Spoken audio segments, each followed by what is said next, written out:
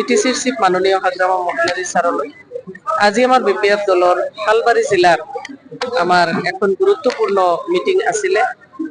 এই হালবাৰী জিলাত আমাৰ দুখন ব্লক আছে, মথনগুৰি ব্লক আৰু হালবাৰী ব্লক। দুটা ব্লকৰ সকলো সমূহ পৰ্যায়ৰ কৰ্মকৰ্তাসকলক লৈ আমি জিলা কমিটি আজি উপস্থিত থাকি আমাৰ MCLA ডাঙৰীয়া, মই নিজে আৰু দলীয় নেতাকৰ্মীসকল সকলোৱে উপস্থিত থাকি পেলাই ভুৱনেশ্বৰ গয়াৰী আমাৰ জিলা কমিটিৰ প্ৰেসিডেন্ট আৰু জেনাৰেল সেক্ৰেটাৰি বিবেকানন্দ সৰকাৰ এই দুজনেৰ নেতৃত্বত গুৰুত্বপূৰ্ণ সভা ইতিমধ্যে অনুষ্ঠিত হৈ গল।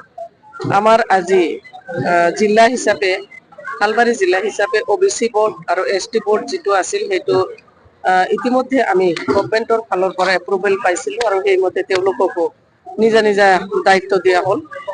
আৰু আমাৰ আজি দুটা ব্লকত কিছুমান গুৰুত্বপূৰ্ণ পদবীত থকা ব্যক্তিসকলে PCDCৰ চেয়াৰমেন হৈছে, বোৰ্ডসমূহৰ চেয়াৰমেন হৈছে।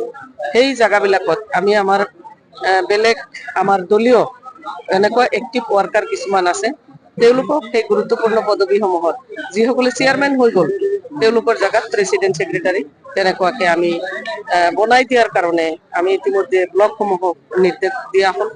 আৰু মই জিতি যোৱাৰ পিছত আজি MCLA ডাঙৰীয়াই ডিস্ট্ৰিক্টৰ মিটিং বিলাকত এটেন্ড হ'ব পাৰিছিল, মই হ'ব পৰা নাছিলো।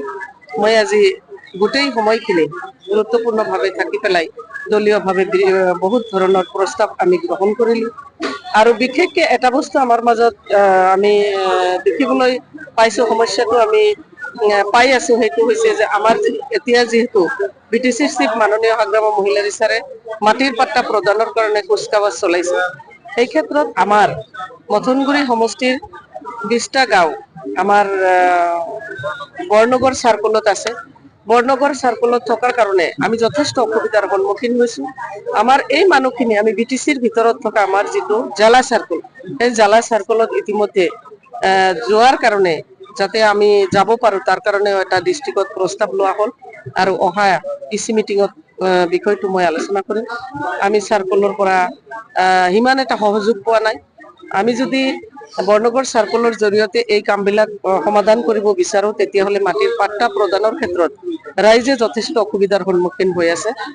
কাৰণ এই বৰনগৰ সাৰ্কলটো হৈছে বৰপেটা জিলাত।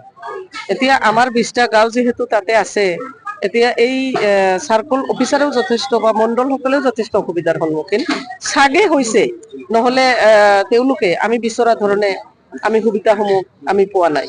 তো সেই হিচাপে আমিও এই 20টা মানে ভিলেজ এতিয়া জালাহত লৈ যোৱাৰ কাৰণে ৰাইজৰ মতামত আমি ইতিমধ্যে আমাৰ দলীয় নেতাকৰ্মীসকলৰ পৰাও আমি গ্ৰহণ কৰিব কাৰণে দিছো। কিছুমান মানুহে মোৰ লগত কথাও পাতিছে, তেওঁলোকে কৈছে যে আমাৰ সমস্যা সমাধান হ'ব লাগে, গতিকে সমস্যা সমাধান কৰাৰ ক্ষেত্ৰত প্ৰয়োজনত আমি জালাহত যাব কাৰণে ৰেডি।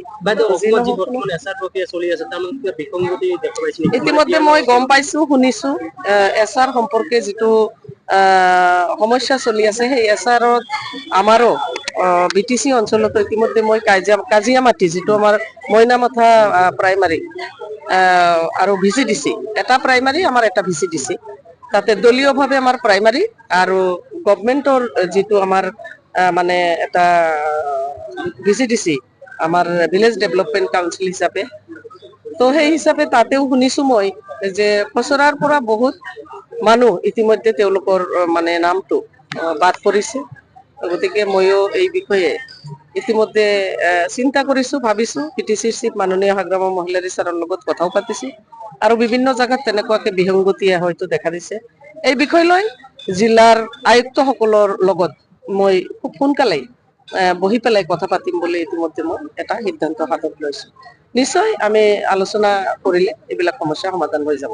BTCৰ ক্ষেত্ৰত অসুবিধা নহব নিচিনা লাগিছে, মই সহযোগ পাম আমি।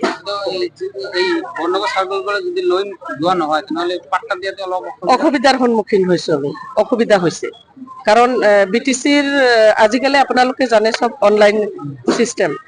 অনলাইনত হয়তো চাগে এইটো সিস্টেমে লোৱা নাই নেকি নাজানো, ৰিপৰ্টসমূহ আমি যিখিনি আমি বিচাৰিছো এই ৰিপৰ্টসমূহ আমি পোৱা নাই, অসুবিধাৰ সন্মুখীন হৈছো। গতিকে ৰাইজৰ যদি মাটিৰ পাট্টা আমি প্ৰদান কৰিব বিচাৰো, ৰাইজে যদি মাটিৰ পাট্টা পাব বিচাৰে, তেতিয়াহলে আমি BTCৰ ভিতৰত সাৰ্কলত আমি যাবই লাগিব।